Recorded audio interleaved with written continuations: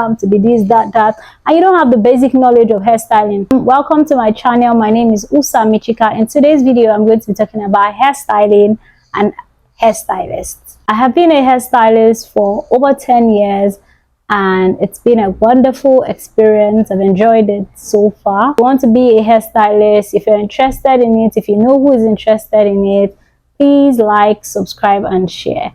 And also share your thoughts in the comment section.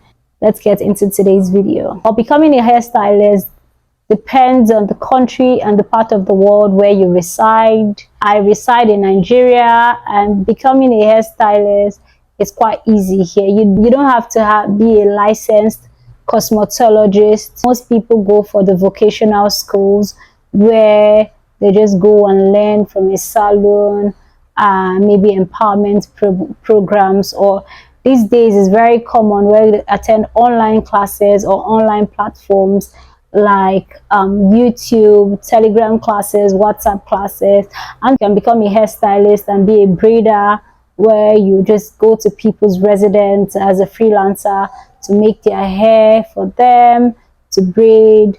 The most important thing is the value you're giving your client and your talent. Once your skill set is right, you're able to give them clean and standard work. You're going to be called and referred to by different people. People are going to sing your praises. So just work on your skill as a hairstylist. It's advisable to work on your skill in order to attract clients and returning clients. And you have to work on so many things. I tell people that tell me that they're interested in learning handwork in Nigeria, that we call it. You don't need to have a lot of money in order to be a braider, because maybe you need your hair cream, you need your comb. The most important thing is your skill set. And you can have the skill set and not know how to keep customers by maybe going there and having mouth odor, going there and having body odor, going there and start begging your clients for, maybe you see their stuff around, maybe when you go for home service as a freelancer and you start to beg and you don't have composure, you just go and behave in a funny way. That way you won't be a returning service provider because they will not use you. So you have to learn how to behave yourself. You learn to compose, and you also learn how to charge so that you don't end up being a beggar, or so that you don't end up working and at the end of the day you're not saving, you're not seeing return on investment. Because learning and having a skill, it's an investment, because a lot of people pay heavily for those skills that you think you have, and a lot of people need those good services that you are offering. So why not just make yourself valuable by learning the right things and having decorum in your hairstyling business. The hairstyling business is so vast that if you want to even go further, you can become a hair practitioner when you go to a proper school, or you can even go and do trichologist, where you study hair and scalp and be a paramedic and get attached to a hospital or a research center where they are doing that. You can be so useful. The hairstyling world is wide, and as hairstylists, we've gone beyond just thinking about opening a salon, hair products. You can work with those beauty brands and make shampoo, make serums, make a lot of things based on the specification of customers that you have worked with. You can write down their problem and prefer solution. It is bigger than you think. You can even decide to be a brand ambassador for a cosmetic brand. You can be a company like Mega Growth in Nigeria, in Africa and some part of the world, or a company like L'Oreal. They have their hair care range. You can be a brand ambassador for them by showing people how to use their brand, what this one is, recommending based on a professional level. You get paid for that. People get paid for that. They even travel with some of their brand ambassadors from one country or one place to the other to educate people on how to use their brand and how to use their product. Feel that your unique touch that you bring to them, so that they'll feel good and look good just because of the value you're adding. You're empowering a woman and giving confidence to that, and that's a lot. I want to be a colorist. I want to be coloring people's hair. I want to test dyes. I want to work with these companies. I want to work in a salon for coloring services. And once you add that value of being a colorist and you're so good, trust me, anybody that wants and this wants to color their hair, or serious, or anybody that comes to your city, you realize that they recommend you for coloring service, natural hairstyles based on the country you are. You want to keep the Asian hairs, so you specialize in that. You study more, you get in depth, you learn the product that are used and best suits that particular hair. Anything you're doing in the hairstyling field, skill set and the value you're given is more important than most of the things, because you can have decorum, you can have all those things, and at the end of the day you don't have that skill. But it's always wise to have all in one. Don't quote me wrongly, it's always advisable to have all in one. Like I said, you can't go to somebody's house, or they can't come to your salon and you're sweaty and smelly and your mouth is bringing all kinds of odor. No, you don't want that. I won't advise you to do that, because you're working closely with other humans, very close, and you need to come all out good, appear nice, appear clean. Even if you have two outfits, tidy at all times, so they don't link you to dirt and filth. Some countries, like I mentioned, you have to go to cosmetic schools and get licensing before you open a salon.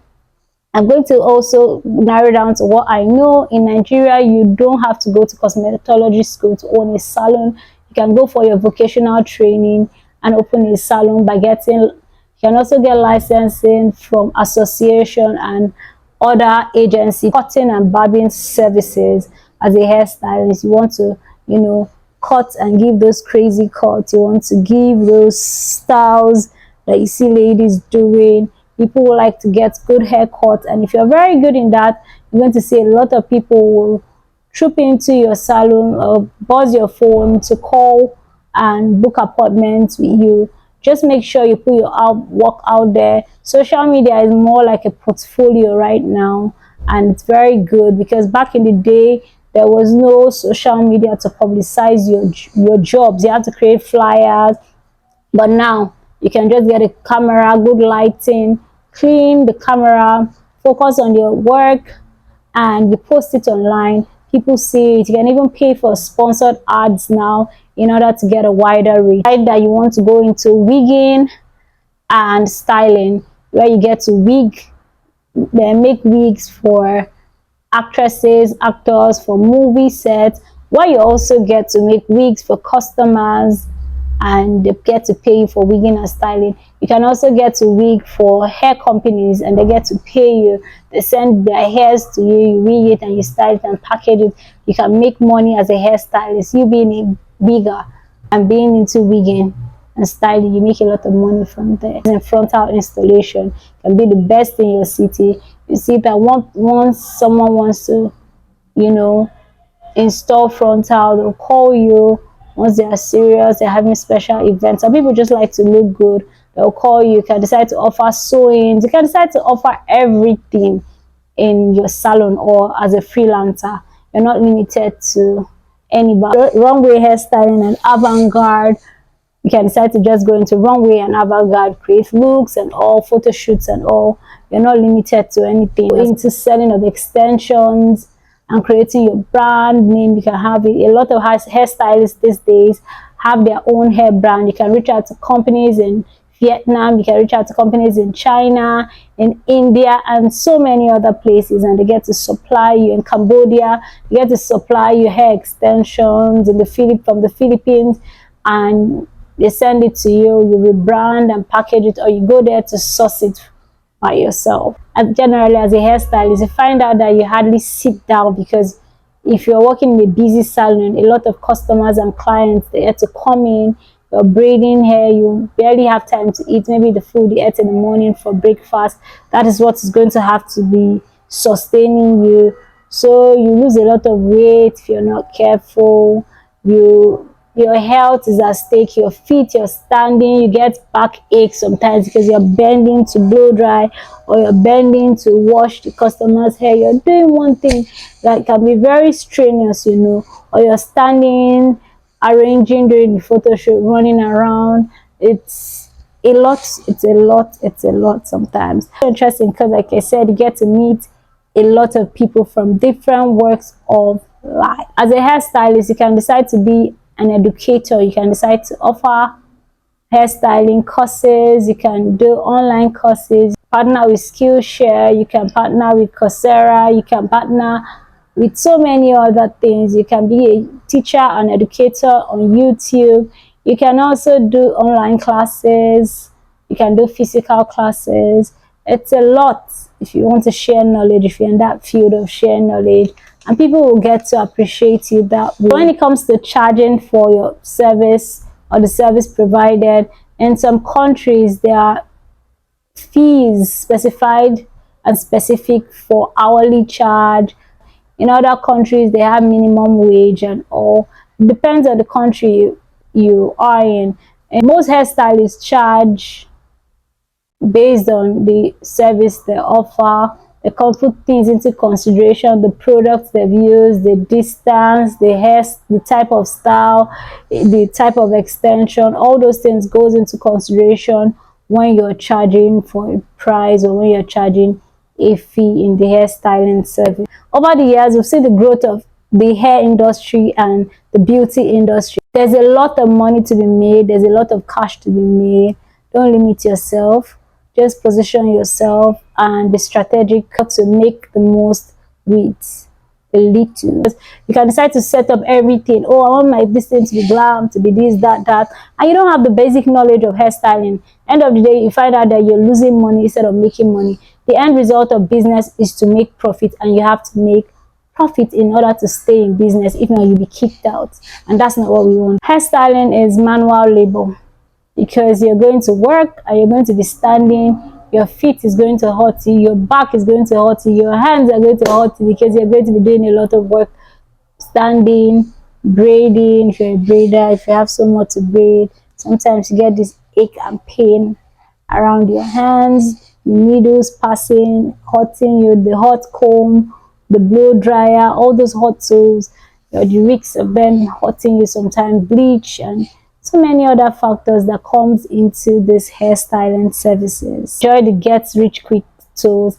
It's not true, because as a hairstylist, like I said, your skill set is very important and the value you bring in the hairstyling industry. So you have to pay for classes, you have to buy tools, you have to practice, pay models to use those things, and those things are really expensive and they cost a lot of money. So you have something that you keep investing, because as new trends are coming, clients are requesting for it, and you have to educate yourself in one way or the other, spending cash. So it's not a get rich quick scheme, contrary to popular. The internet has made it easier to build your clientele. It takes time to build it, but over time, if you're consistent, you keep practicing, you keep posting, you keep publishing your works in places, you keep doing adverts, word of mouth, people will get to know you with the consistency, the value, and this hairstyling industry. I've met a lot of cold people. Some clients are really cold and mean. You meet mean people, you meet nice people. Some are very mean and they still want you to keep doing their hair because they keep coming back. And sometimes you have to keep doing their hair so that it doesn't seem like you are discriminating in your salon or at your services, especially when you have a salon. If you don't have a salon, it's easier for you. If you're a freelancer, it's easier for you to say, oh no, I have bookings for that day. But you have to build your own confidence and know that you are what you are, not what somebody else says you are. You're that girl, you're that stylist, you're that good, because you're going to meet a lot of mean people in this industry.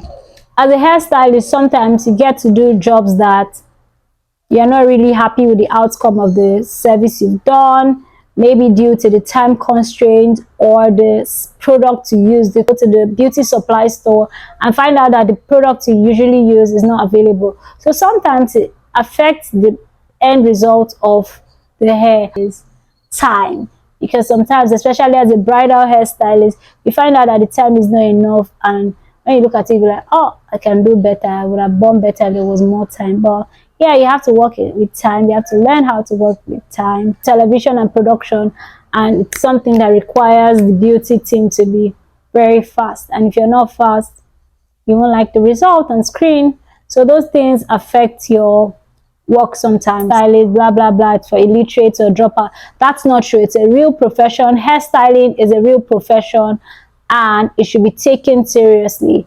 There's a lot of money being made from the industry, and the industry is a real thing. You want to do, I want to become a hairstylist because I love this, or because I want to make ends meet. Whatever you're doing, make sure you add value and have the skill set. Your time is precious, so don't waste it.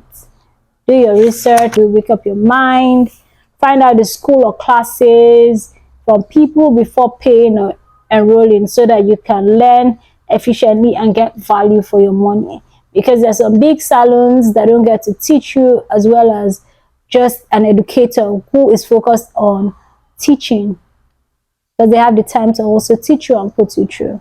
Also, there's continuous learning. You don't just learn once as a hairstylist. It's something you do continuously. Over time, you become better. And sometimes there are new trends which you have to learn because of the services you're offering your customer. You need to take breaks so that you don't burn out, because burnout is a real thing in the hairstyling industry. You work because it's manual work, and you sometimes burn out. It's as a one-man business, it dies with you, and doesn't have to be so. You have to have structure, you have to have a plan, a business plan, but have inventory of your business so that you can take stocks and know what you spend every month, know what you make every month, so that you can balance and take your hairstyling career and profession seriously. So that I'm of the opinion that as a hairstylist, before you specialize, you should try everything, then decide which you're very good at and specialize in that. If you want to go all out for everything, you can still go all out. On social media platforms, across social media platforms, post your before and after, post the works you've done, post the process video, share tips and tricks so that you can attract people, and those people can refer you and share your videos. That way you get more clients, you get more reach. And post pictures of works you've done, projects you've participated in, so that people can see. Your social media page is your portfolio, and people come there to see you and your crafts. You cannot just leave the pictures on your phone, you have to post it. Post it. Hope you've been able to decide if you want to become a hairstylist. Thank you for watching. Please make sure you follow me on all my social media platforms, on Instagram at Usalicious, on X at Usalicious, on Facebook at Usalicious. Thank you for watching. Until next time.